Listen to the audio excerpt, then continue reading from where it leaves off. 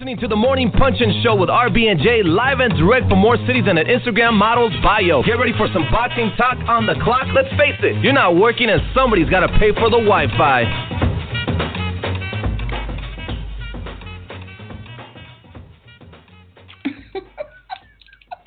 What are you laughing for? Good morning, everybody. It is your homegirls, RB and Jae. This is the Morning Punchin' Show. We're already having fun. We are the most unpredictable, honest, and authentic morning boxing talk show in the game. Today is Monday, February 27th. Our special guest on the Hotline Bling will be boxing writer and connoisseur from FightNights.com, Jake Donovan. He's going to give us the latest scoop on the Felix Diaz and Terrence Crawford negotiations. Let me properly introduce my hilarious partner in crime, the creator and founder of BadCulture.net, contributor for BlackSportsOnline.com, Jay LaBeouf. What's good, Jay? What's so funny, Jay? I don't know. You see, I hesitated to start the intro music. I don't know why. I was just sitting here cheesing, lost in my own little pea scattered brain, got a little ADD for a second, so that's why I had to giggle. But good morning, everybody. I'm with y'all. I'm up and I promise I'm awake. Another edition of the Morning Punchin' Show. Glad to be back with my girl RB, talking some boxing. A lot going on this weekend. Is it starting to turn into a reality show? I feel like boxing's turning into a reality show. Like it stopped being a real sport for a second over the weekend. But we'll get into, man, what the hell's going on with boxing this weekend? Did you feel like you were watching VH1? I don't know. Love and Hip Hop, the boxing version. We got a lot of word on the curb for you guys, so make sure you hang on till the end of the show. You know we're going to save all the good tea till the end. We've got a lot of, in case you missed it, topics that probably went right over your head last week. And again, Jake's going to come on today and talk to us about what's going on with Felix Diaz, with his promoter Lou DiBella, with these negotiations for the Crawford fight. Is Granados really in the running for this fight? We also got some hot word on the curb that came in this morning on this Pacquiao-Khan fight, too. So make sure you guys hang on for that. But, Jay, it was a busy weekend. Friday and Saturday, lots of fights. We started off on Showbox on Friday night. Did you catch the TMT Showbox card? I did see some of the Showbox card. I saw the two main events. The only fight I missed was the Tabiti fight because I was on the way in. So how did Tabiti? It's been a while since we heard from him.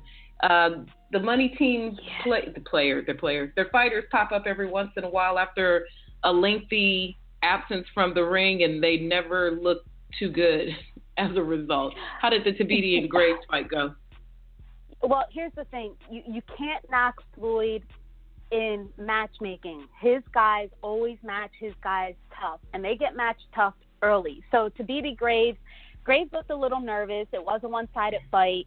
It could have probably ended a lot sooner, but, you know, he wasn't going to quit. He really had nothing in him. The corner finally stopped it at the end of round 6. He was losing every round. It was not a fun fight to watch. So Tabiti, he used to be really active, really busy, and he actually used to kind of impress me. Not so much anymore. It's like he disappeared. He needs to get busy again. You know, he showed that he has a good job, but that's about it. There was really no fire in him from what I saw. That's too bad. Oh, well. We made On it. another note, Floyd was there ringside watching his guys. He only brought 2 of his sister wives. It was a light night for him. Oh, no. No, he's probably all right. Maybe he's auditioning some new ones and he has some space. So we'll see what happens with that. Shout out to the sister wives.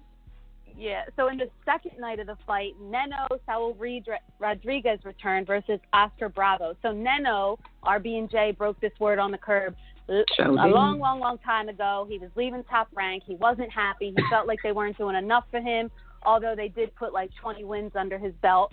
But he wanted to sign with Floyd. He wanted to be a part of TMT. Next thing you know, we saw him in Miami riding bicycles at 2 o'clock in the morning at Fatburger.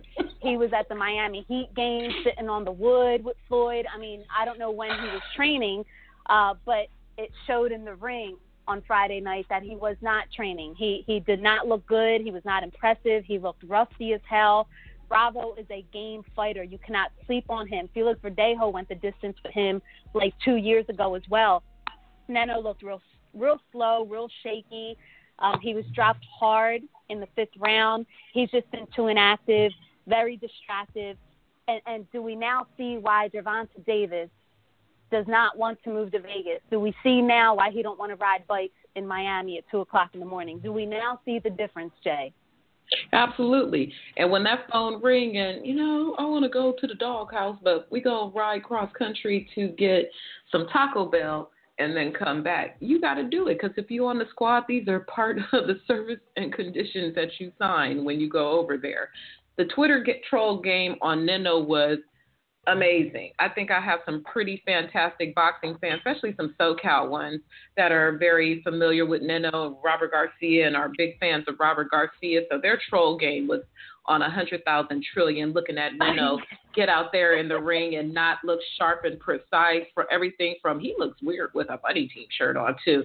See, that's why shouldn't let Robert Garcia. Troll game was on 100,000 trillion for Neno. And the fact that he didn't look spectacular just added to it. He is now trained by Roberto Alcazar, which he used to train Oscar De La Hoya. But I think it's very apparent that Neno needs to get back to his roots. He needs to get back with Robert Garcia. Money can't buy you work ethic. So that's great that you got a little signing bonus from Floyd. That's great that you got to ride bikes with him in Miami at 2 a.m. But that doesn't buy you work ethic. That doesn't buy you skills or anything like that. So, hopefully Floyd puts his ego to the side too and lets Neno go back to Robert Garcia, because I heard that was a little messy over there too. Mikey Garcia was supposed to sign with Floyd and he didn't. He sure didn't. We're still on. And if you're just tuning in, we are on day number 742 of Mikey Garcia's signing watch. Still no word of who he's going to sign with. I thought we were going to get an announcement after he won his last fight. Mikey Garcia still hasn't signed to anyone, not even himself. He don't have to. Have to. He that dude. Smart guy. Smart guy. Yeah, Floyd likes to dictate, who you train with and where you train and everything else. And then he needs to get back to Oxnard. But anyway, the main event fight, Jay, Chris Pearson versus Deloach.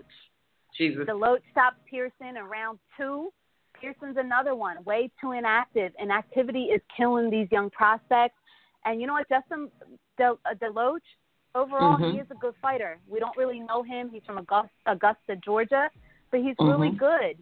I don't think that this was a big upset. I think a lot of people were picking him. I think so, too. He was a solid guy. He came ready. He sees his opportunity. Like you mentioned, Pearson inactive. In Pearson's mind, he probably was already on his way to the 40th birthday party. Not focused. I think it's just too many young guys trying to live that young flashy fly. They probably think they're an R&B group when they're in camp. It's just too much going on there. Everybody's not built for that. Some guys can get in that environment and thrive, but the majority of them can't. Look at the ones that have been successful that have come out of there. What's the kid's name? That just won. Badu Jack. He's not out there. Gervonta's not out there. Sometimes you got to have knowledge of self and know your limits and know what you're capable of having around you and still be productive. I couldn't live like that. That's a really good point that you just brought up. I mean, that the difference is right there, black and white. It's no coincidence. So again, we can't say that Floyd matches his guys easy. Pearson lost. Neno went to hell and back with this guy, which it was really close. It could have been a draw. I actually thought Bravo, squeaked out the win, but Neno got it. There's always an upset on these TMT Showbox cards. That's why I love watching the TMT cards. There's always some drama. Yep, can't never just be whatever. So, another weekend. So let's move on to Saturday night on Fox, the big Wilder Washington fight. Let's start with the fight that opened up the telecast, which was Dominic Breazeale versus, Jay, you're going to help me out, Izzy Uganaho? Ugona. Ugana. Ugana? Yes. What? Ugono. Ugono. So Ugono is the Polish fighter who Al Heyman signed a couple months ago, and they were really high on this guy, and they thought that he could bring a really big fan base with him to the United States, and so they threw him in there with Dominic Breazeale, which, Breazeale has a real will to fight, but he's just really not the most technical guy. He's really not that good. His body was out of shape, Jay. I mean, he didn't really look like he conditioned too well. He never does. I think he has an aversion to road work. So I've never seen Dominic Breazeale and thought, wow, he really got it in for this camp. Never. Not once. Well, yeah, so they went at it. It actually turned into a war. It turned into a really fun fight.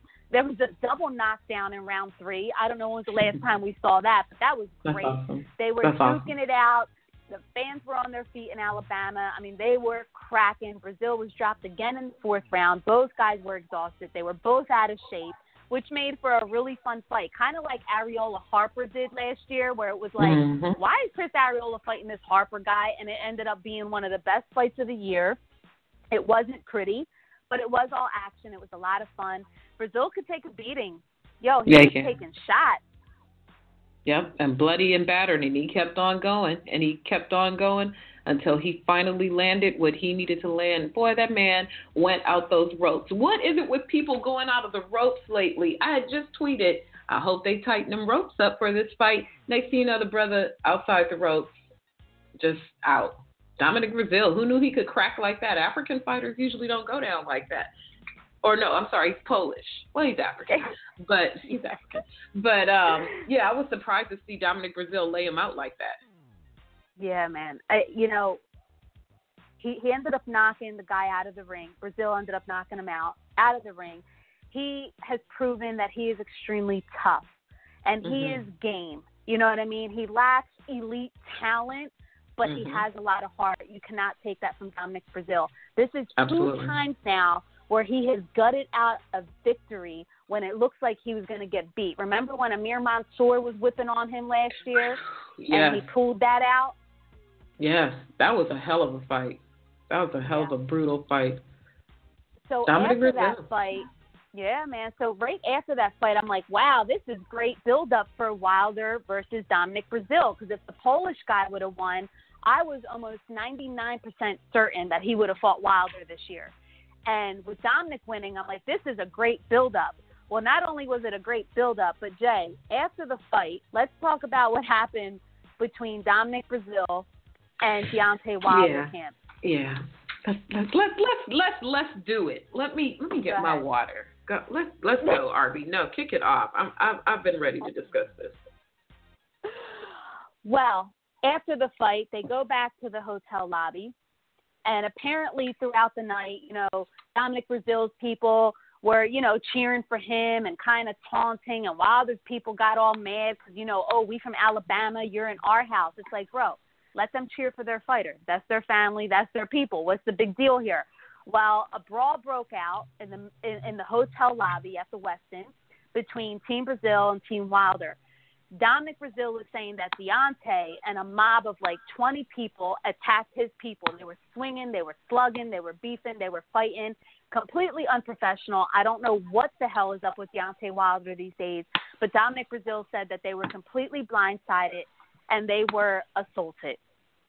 Now, unless Dominic Breazeale said something about Deontay's mama, I think that this is very cowardly-like. I don't understand what could have been so serious that a damn brawl had to break out. Is this build-up? Is this for the cameras? Like, what is up with Deontay Wilder, Jay?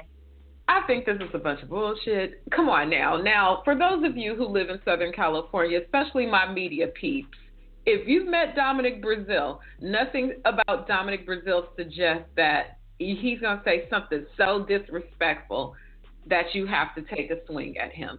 So when I first heard this story, I thought, vanilla Dominic Breazeale got Wilder swinging on him in his hometown with his people, and he's not down there mobbing deep. He's down there with his wife and his kids and his trainer. Get the fuck out of here. So I started looking at it a little bit deeper, and I started looking at everybody's social media because everybody likes to put everything on social media. So I look at Wilder's girl's social media, and she's down there filming for the show WAGs. If you don't know what WAGs is, it's Wife and Girlfriends of Athletes. I think that's what it stands for. It comes on the E! Network.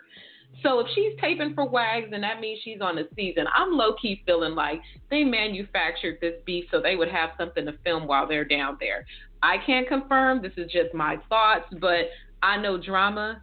I know reality TV, and this just looks like the perfect little scuffle to pop up on an E! Network episode in the future. So if you see this incident, it's obviously going to be a part of the show because they're filming it. So when this show airs next spring or whenever it comes back to the schedule and you see the scuffle between Breazeale and Wilder, just keep in mind that they all had to get checks to be on there. That's all I'm saying. Where's my water at? Yep, okay, you heard it here. We're just going to leave that alone. Wilder been doing a lot lately. You know, on the show last week and even throughout the week on Twitter, I was saying, this fight is more 50-50 than what people think between him and Washington. And it was because social media will tell on a fighter real quick. You know, he was out a lot, traveling, partying, celebrating, drinking, dancing. I mean, it was just like, whoa, who is this new Deontay Wilder? You know, but sometimes guys get complacent and comfortable and they start making a lot of money and they get beautiful women and all of a sudden training becomes secondary and training no longer becomes the priority. Absolutely. So anyway, we didn't even get no bomb squad, RB. We didn't get no bomb squad at the conclusion. We're the bomb squad. Where that at? Come on now. Don't be the Wilder that we came to know and really, really like. It's like Broner and the hairbrush. What happened? Right. Well, we'll recap the Wilder Washington fight, but let's go to the co-main event, which was Tony Harrison versus Jarrett Hurd. Jarrett Hurd rallied to stop Tony Harrison, wins the IBF title. They both came out boxing. Tony Harrison was definitely way up on the cards. He was outboxing Hurd in the early rounds, and then all of a sudden the tables turned in like round 7. Jarrett Hurd was having good rounds. He was hitting him some nice uppercuts. He knew he was hurting him.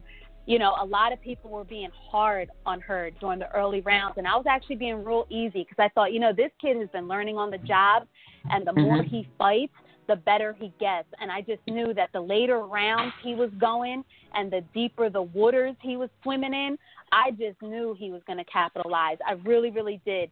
So I don't think he's being overhyped. I think he takes risks. I think he takes opportunities, and he knows how to seize the moments. You know, I love that about him. And his skills are entertaining. They might not be the most polished, but I think he's an entertaining fighter. I do, too. I enjoyed seeing him again this weekend. It's something very satisfying to see a fight where someone has to dig down deep in order to really pull off the victory. That's what we saw with Hurd. He went into that late water and he got busy. The only thing that I took away from the fight that I would like to see more out of Hurd is head movement. He still takes a lot of shots. You know, he's got some good rangy shots. He moves around well, but he's still taking a few too many shots to the head for my liking. But like you said, he's learning on the job. He's a young kid. He's working hard. He's clearly focused.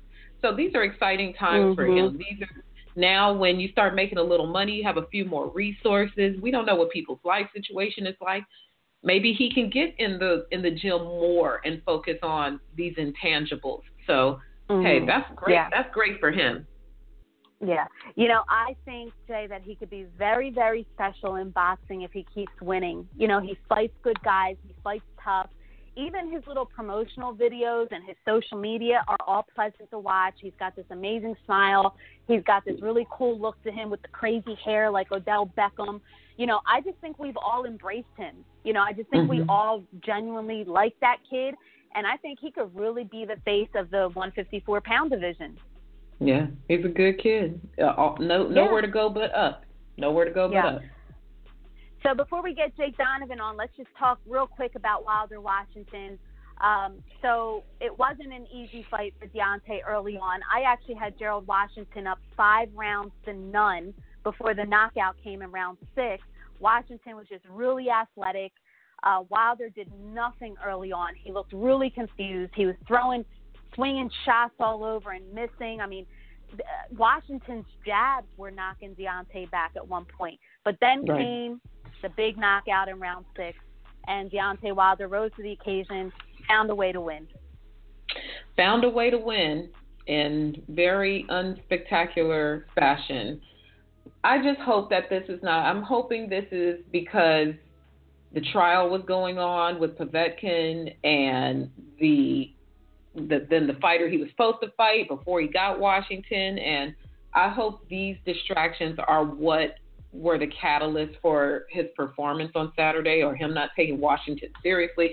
Either way, I don't like that version of Wilder. I like the Wilder, the one-punch power, the Wilder that took out Areola and Severn and Lee Scott, and I want that bomb squad Wilder back. I don't know about this weave-wearing partying during Camp Wilder.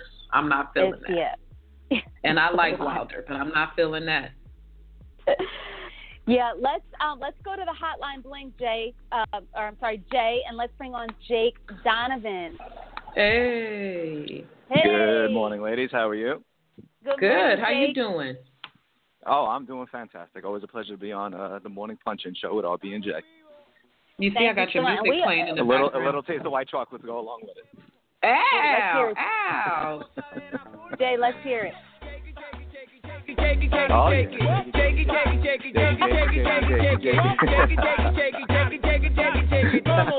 No more radio silence. All right, now you can have me on every Monday. That's right. We're actually customizing one just for you. So anyway, we brought you on today. You are the managing editor, boxing connoisseur, reporter for FightNights.com. Always have the real information for us. There's a lot of things that were circulating last week about Felix Diaz. And he really wants this big fight with Terrence Crawford, and there seems to be a lot of roadblocks in the way.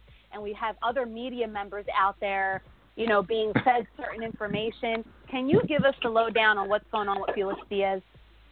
You know, I mean, you put it perfectly. I mean, media being fed certain information is exactly what is going wrong with the negotiations. I don't know why promoters can't learn this lesson. You cannot negotiate a fight through the media. The moment it becomes public knowledge, that's when negotiations always go south. Everyone needs to stay out of it. They either need to let the fight happen or Terrence Crawford just needs to move on. But it needs to be between Bob Arum and Lou DiBella and not the media. For whatever reason, the media got a hold of information saying that Felix Diaz was being lowballed, that Terrence Crawford is ready to move on. And then I guess they just wanted those headlines out there to kind of shame Top Rank into making this fight happen. The real deal is that Felix Diaz has never turned down the fight. He heard the offer. He's not thrilled with it, but he wants to fight. He's wanted this fight with Terrence Crawford for almost a year now. He wanted it last December, but, you know, Top Rank, they decided, you know, they just weren't even interested in him. They gave it to John Molina instead. But this time around, HBO has already approved Felix Diaz as an opponent. Felix Diaz is the approved opponent for this show. They want the show on May 20th. They want Terrence Crawford to fight Felix Diaz. They heard Adrian Granados' name. That's Top Rank using him as leverage to try to get Felix Diaz to accept the offer that's on the table. Lou DiBella and Bob Arum need to figure out a way to make this fight happen. It is still on the table. It is not dead in the water. Nobody has moved on from this negotiation, and that's real talk. Why? Why? And I'm surprised. Everyone needs to stop the nonsense as well. There's nonsense that Terrence Crawford is ducking Felix Diaz or any fighter on the planet. If Terrence Crawford could make middleweight, Terrence Crawford would fight Gennady Golovkin. Terrence Crawford, I mean, the man took a bullet. The man does not fear any fighter in the world. My personal opinion, just based on talent, not necessarily based on who he's fought, but based on pure talent alone, Terrence Crawford is the very best boxer in the world today. He does not fear any boxer. So everyone needs to stop the nonsense that he's ducking anyone. He's not. I feel that. Jake's over here preaching. I can't even type fast enough for Jake this morning. I'm saying, I got my dollars out. Can we pass the plate around? I didn't get the plate over here on this side. If someone can get it from me. It sounds to me that the hurdle here is between the promoters. Yes, it is. And here's the other issue, too. The Diaz side, and it's not Diaz himself, the Diaz side is focusing too much on what John Molina made to fight Terrence Crawford last year. There was a much bigger budget in the pot because that date was supposed to go to Canelo. Last year, HBO had a significant amount of money aside for Canelo and Gennady Golovkin to fight on separate dates in December. Neither one of those fights happened. The problem the HBO had was that they had that money in the budget. They had to spend it by December 31st. So that's why we got Vasily Lomachenko and Nicholas Walters right after Thanksgiving. That's why we got the Bernard Hopkins, Joe Smith triple header on December 17th. And on December 10th, Terrence Crawford and John Molina both got big fat paychecks. They got a bigger paycheck than they should have gotten for that fight because HBO simply had to spend money for it. So Felix Diaz's dumb luck was that Top Rank just wasn't interested in him at that time. But that's why there's not the same amount of money involved for May 20th. Diaz's side was trying to put it out there that was the case. But in the offer, there are rumors that, you know, Top Rank could probably let go of a little bit more money, but he's not going to see John Molina money. So with the offer that's on the table, Diaz's side needs to figure out how to properly split it up. Everyone needs to take their hands out of Diaz's pocket, let the boy get paid, and then they take whatever money they can get. Co-promote the event, figure out, sell some tickets and put some money in your pocket that way. But get your hands out of Diaz's pocket. Let the man have the fight that he's craved for almost a year. Yeah, so you know me, I try to look at everything from everyone's angle, from the fighter's standpoint, from the manager's standpoint, and the promoter's standpoint. The reason I do that is because I've worked with all these types of people. I work with promoters, I work with fighters, and I work with managers, so I kind of know what they all feel and go through. So I understand that everybody wants their cut. I get it. Right. I get everybody wants their cut. They feel like they've invested in a fighter, right? But sometimes maybe that cut is a little outrageous, or maybe it's just a bit too much, or that's what it sounds like is happening to me right now. I mean, if he's being offered X amount of money, but he's going to go home with way less than that, I mean, that to me, Jake, seems to sound like another problem here. Yeah, I agree with you 100%. And here's the thing that everyone needs to think of. First of all, Felix Diaz needs to realize that, okay, $325,000 is not the pay that he expected for this fight, but it's still a lot more than the nothing he's going to make if he doesn't get this fight. Oh, right. Lou DiBella and Jose Nunez, his promoter manager, they need to realize, okay, maybe they want their cut for all they've invested in him, but they don't get anything if Terence Crawford picks another opponent. So that on their side, that's what they need to realize. What's working in their favor, though, is that with Terence Crawford, I mean, he beat the crap out of Victor Postol to win the lineal junior welterweight championship last year. But in between that, he's also fought Hank Lundy. He's fought John Molina. He's fought Jean, Thomas Delorme. He can't have any more of those opponents on HBO. He needs a real opponent. Yeah. And, of course, he wants a real opponent. He wants to prove to everyone he's the best in the world. So Felix Diaz represents that opponent more so than really anyone else that's available at 140 pounds right now. Crawford's only other option would be to move up. I mean, where, you could throw a rock at a top 10 welterweight these days. But other than that, he needs a Diaz fight. So that's kind of working in Diaz's favor, but they got to be careful. They cannot overplay their hand in this one. So tell us about the rumors about Top Rank really going hard in the paint right now for Adrian Granados for Crawford. Is that leverage, or are they really seeking Granados? I believe that they're willing to take on Granados as a plan B. It is leverage, but it's to the point where they're willing to take that fight if this one moves on. But again, it's not a fight that HBO is thrilled about. Granados, he looked, he was admirable in defeat against Adrian Broner, but he still lost. And he also lost to Felix Diaz 2 years ago too. So when it boils down to it, there's not a lot that makes sense with Granados getting this fight. It's like, Terence Crawford is fighting a guy who's coming off a loss. And there's really no case to be made. I kind of disagree with you there, Jakey, because I actually had Granados beating Broner. A lot of people had him. I know officially on the scorecards he didn't win, but he put up a hell of a fight. He's really generating a really good fan base for himself. He's made a little name. Everybody tuned in to watch that Broner fight, so he actually is a little more popular right now than Felix Diaz. Oh, yeah, I will say from that standpoint, Granados actually does bring more to the table than Diaz. A lot of people do, because Diaz, he doesn't get to fight enough. I mean, he fought on Fox last July, on the Deontay Wilder undercard when Deontay fought Ariola. He had the career best win against Sammy Vasquez, but that's been it. He's had one fight way off TV in Dominican Republic last December. He needs to get active. So, but in the meantime, nobody really knows who he is. So, yeah, of course, a lot of people do know who Adrian Granados is. So that, again, if Top Rank can get HBO to say, yes, we'll take Granados as plan B if you can't get Felix Diaz, hell yeah, they're going to go for it. And those talks, Granados is basically on standby. Well, here's what I will say. Top Rank and Lou DiBella, they don't seem to really work together. Because if they do, we would see a lot more matchups between them. So this is why I kept telling guys like Mike Coppinger to wake up. And I love Cop. You know what I mean? I love Mike Coppinger, but come on, bro. This is politics. This really isn't just about money. This is also political here. I know that Lou has a good relationship with Bob Arum, but not with everyone else over there. Right, and here's the other thing, too, and a couple of people have brought this point up. It's not Bob Arum's job to make sure that Felix Diaz gets a fight. It's not Bob Arum's job to do Lou DiBella a favor. And it works the opposite way, too. If Lou DiBella had a show at Barclays Center, he has no obligation to put Terence Crawford on it or any other top-ranked fighter. So, again, that's something else that both sides need to realize. They're fighting for their guy, but the other side isn't going to fight, for the opposite fighter. So, again, this is where, cooler heads eventually need to prevail. And it could be a lot to ask. I mean, with Bob and Lou, I mean, the two of the most, especially Lou. Lou is one of the most passionate people in the industry. He's someone I consider a personal friend. But the two of them are combustible energy, especially when they're together in the same room. Right. Well, hey, he and Grandpa Bob got to get together, because if you can ask a man for a flight back from the Ali funeral, you can sit down together and make a fight and stop playing around, New Yorkers. Yeah. Come on, New York. Yeah, you know what's funny? A week ago, I thought that this fight was in a lot of trouble. I actually feel a lot better about it. I don't have any real inside information other than knowing negotiations are ongoing.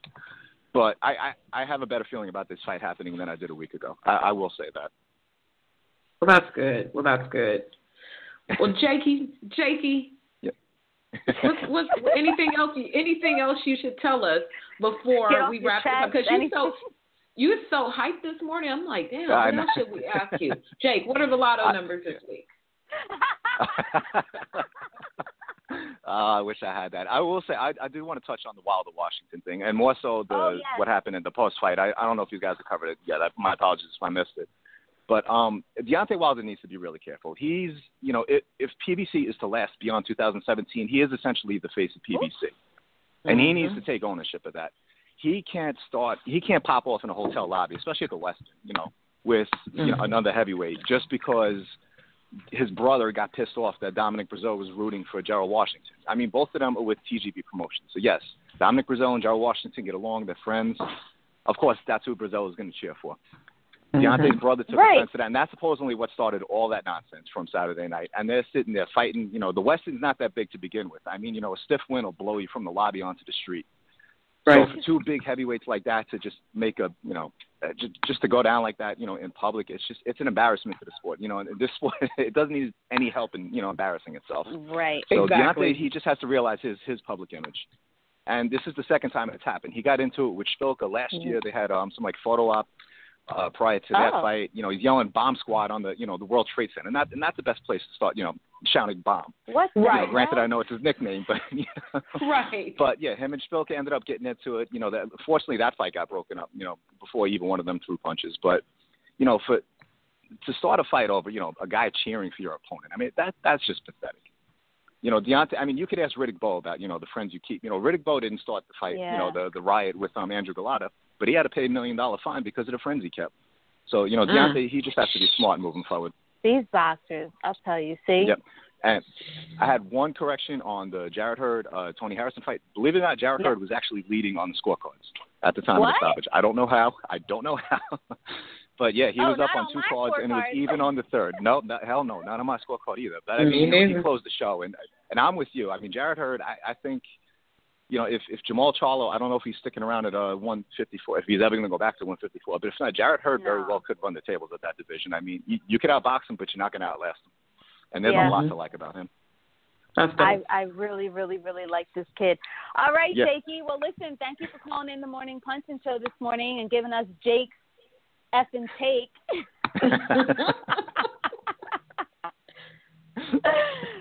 Oh, you're so funny. Yeah, thanks for having me on. And, hey, I'm ready to preach next week as well. So, holler. Right, thank you. Let's raise our Jake. All right, thank you very much. Appreciate it. Have a good one. All right.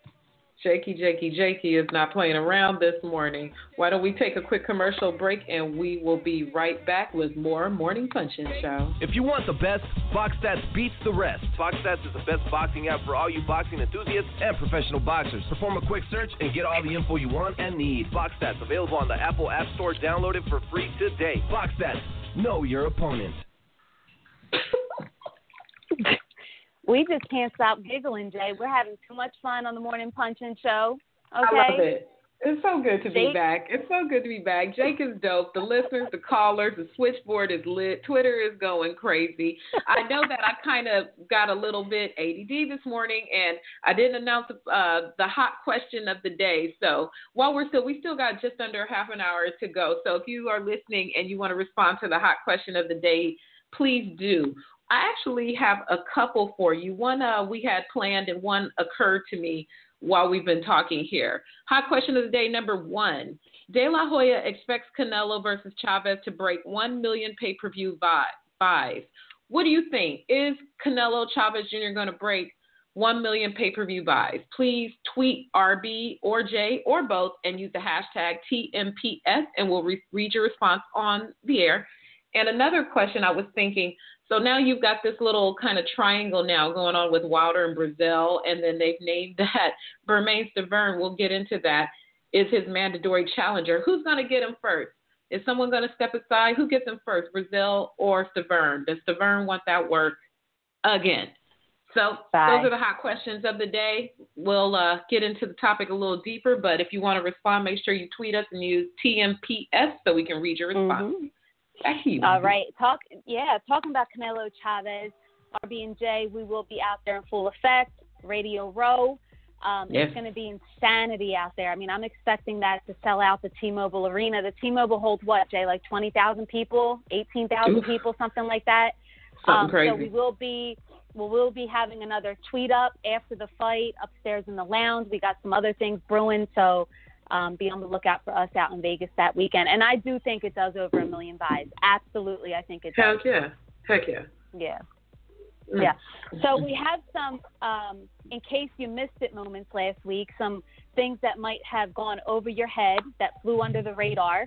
So here we go. Martin Murray versus Gabriel Rosado is set for April 22nd in Liverpool. That definitely, I missed that completely. I was paying attention to Gabe because he had mentioned that he was back with his coach Billy Briscoe, but I sure missed that Martin Murray fight. You better go ahead and get the research in, RB. Gabe has 9 lives. It's no secret. It doesn't matter if he wins, loses, draws. He's still getting big fights. He's still getting checks. He fights his heart out. He's a dog, and people like to watch him fight, and that's why he stays relevant. In other news, Dylan Price from the Philly, New Jersey area, who turned pro in North Carolina a few weeks ago, just signed with Mayweather Promotions. Good luck, young man. Good luck, young bull. Training at home. You said young bull like Philly. Listen, this kid Price, though, I think he's won 12 national tournaments, in the Philly, Jersey area. He was a really, really good amateur coming up. A lot of people were seeking him out. He's a small little dude, though. He fights at 108 pounds, which is why people were also hesitant to fight him, because it's really hard to move a fighter who's 108 pounds. It's really hard. My daughter weighs more than 108 pounds. Girl, I haven't weighed 108 since I was in the 4th grade. No, I was probably in 2nd grade. Go on. Wow. Anyway, in other news, Rock Nation fighter Dusty Harrison was arrested last week, and he's being held on gun charges. Dusty. My God. What is the problem? What is going on? See, the problem is they too idle. Get them some fights. All that money, Rock Nation, they can't do. Man, sign some young guys, do a little club card, put them on the club card, give them something to do so they're not out there getting gun charges. The hell out of here. In other news, Usyk versus Michael Hunter has been added to the Lomachenko-Sosa card in Maryland on April 8th. I'm not very high on Michael Hunter at all. I ain't high on Usyk. I would go as far as calling that a mismatch, but I think Usyk will come out looking great. I hope so, because he stunk it the hell up the last time he fought on whatever undercard that was he was fighting on. Was it? I don't remember what undercard it was, but he stunk it up. He was so boring, and he just looks like such a killer. I thought he was just going to knock everybody out, the official, the camera people. I thought he was going to knock everybody out. But nah, he went the distance, so hopefully this is a better outing for him. Yeah. April 20th, ESPN2, Golden Boy Promotions announced main event Michael Perez versus Marcelino Lopez. So that's going to top ESPN2 bill on the April 20th card. All right, ladies, if you are listening to the Morning Punching Show today, because, we got a lot of raging babes that listen to our show. In case you missed it, we got you covered here. In case you missed it, Anthony Joshua graced the cover of the GQ magazine in Britain, and it was released last week or a couple days ago, Jay? Hallelujah. Go pick up a copy. Check that out. Hallelujah.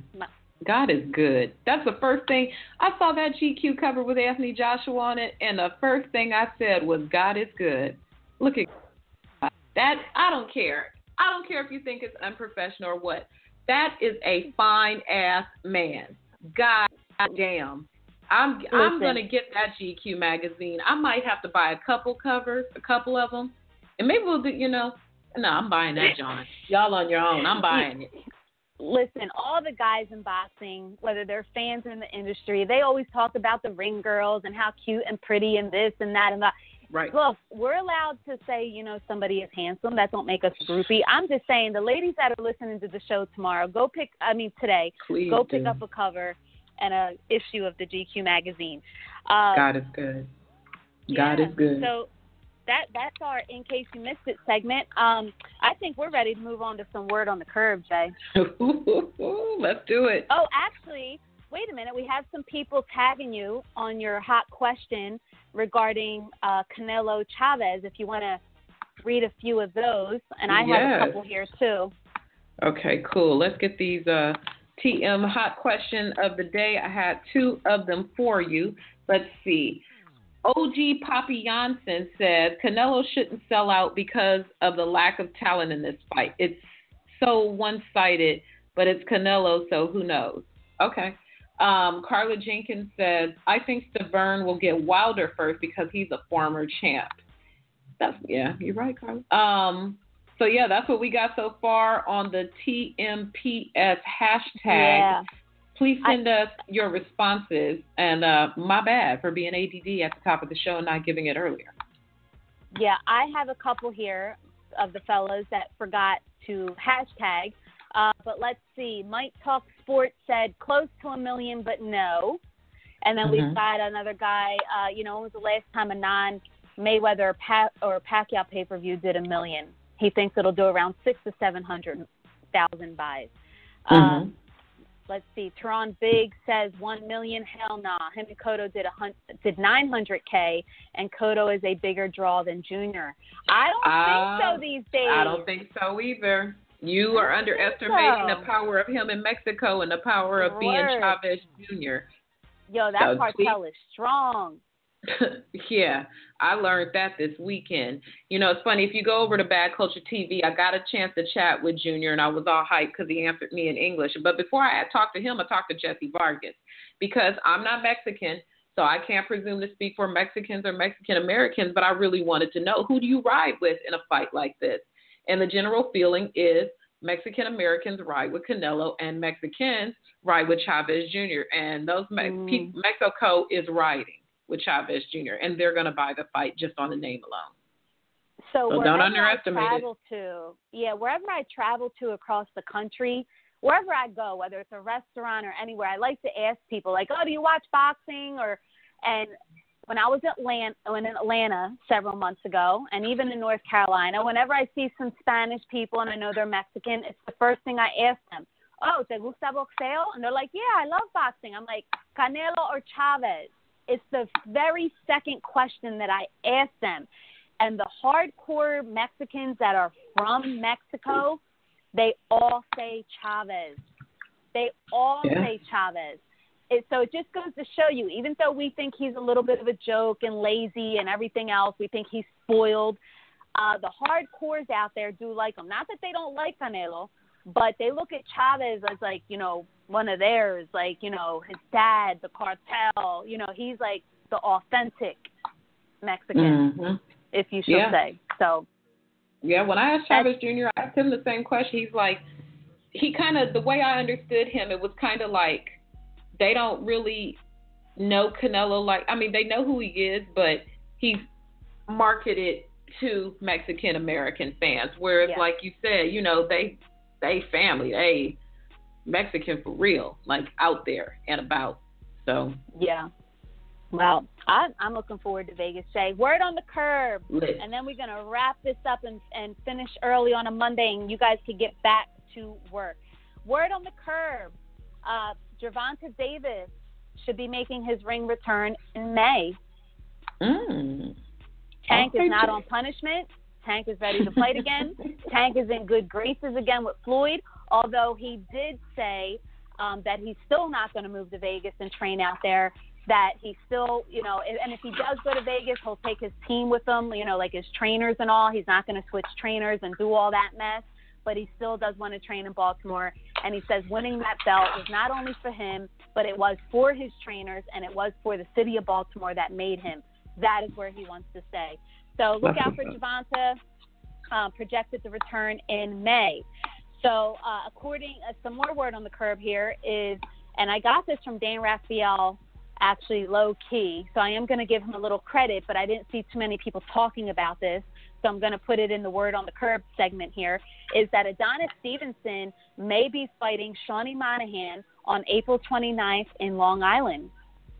That's an interesting fight. He want to go out there and mess with them Irish people like that? Good luck. Can he even come over here? Like, doesn't he have like visa problems? Or like, remember when he was like pimping and torturing women, and like he went to like jail or court? Like, I don't even know if he can like come over here. That's a good question. I didn't think about that, because the last fights we've seen of his have been north of the border with our Canadian friends. Right. That's a good question.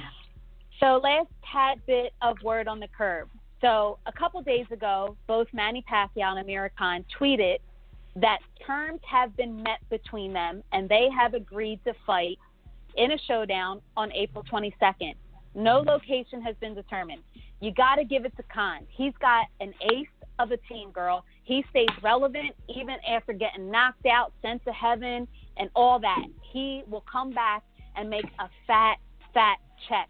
Most players, they disappear after getting knocked out the way that Khan does, but he has found a way to make money from it. So I give him so much respect. He stays relevant. I know we joke on him a lot, but he always faces the best fighters in the world, and he doesn't care how he gets knocked out. He's still going to fight. Well, here's the word on the curb, though. Ready, Jay? Manny and Amir Khan, maybe they have agreed, that, oh, yeah, we'll fight each other, but it's really not that realistic, and let me tell you why. They are relying on backing from the Middle East. They want this fight to happen somewhere in the Middle East, Dubai, Pakistan, I'm not quite sure where, but they are relying on money from the Middle East to make this happen, which is not exactly reliable. So you heard it here first on the Morning Punch-In Show with RB and Jae. Wow. See that? Keep listening in, and when you cite that in your articles, remember to use the Morning Punch-In Show with RB and Jae. So before we wrap up, shall we do the weekend fight schedule? Yep. Let's do it. I'm only going to mention this fight just because it's a title fight, but unless you're about that stream life, you won't see this one. Shinsuke Yamanaka is fighting Carlos Carlson for the WBC bantamweight title. The bantamweight title has been getting more interesting lately. So, keep a eye out on the outcome of that fight. Brian Valoria is on that card, too. I didn't know that. That card is going down in Tokyo. But on March 4th, from New York City on CBS, we've been waiting for it for a while now, but we're going to get it. Keith Thurman versus Danny Garcia. Oh, that's how they have it written. Danny Garcia versus Keith Thurman for 12 rounds for a WBA, WBC welterweight unification bout.